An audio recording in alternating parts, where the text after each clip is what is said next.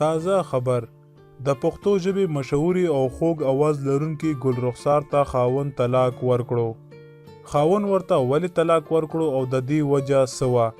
که غواړئ چې تاسو هم خبر شئ نو دا ویډیو سره تر اخره پورې وګورئ او که زموږ چینل باندې نوي نو زموږ چینل هم سبسکرایب کړئ چې زموږ نور هم دغه شان ویډیوګانې تاسو پورې ضرور رسي.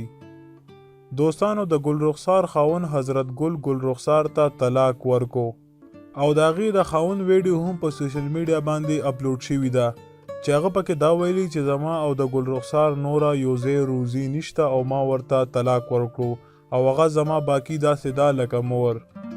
دوستانو د ګل رخسار خاوند دا هم وویل داسې فیصله وشوه چې ماشومان به ګل رخسار سره وي خو چې کله ستر شي نو بیا د هغې مرضي ده چې چا سره اوسیږي یا چاله ځي راځي او که هغه دویم واده کوي مطلب ګل رخسار دویم واده کوي نو بیا به ماشومانو کې د هغې هیڅ حق هم نه وي او بیا به دا ماشومان د خاوند وي.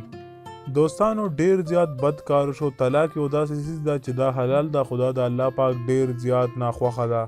دوستانو طلاق ډیره زیاته غلطه خبره نو کله هم داسې فیصله په غصې کې کول نه دي پکار ځکه چې دې سره د انسان ژوند هم تباه شي د ښځې ژوند هم تباه شي او ورسره د ماشومانو ژوند هم تباه شي.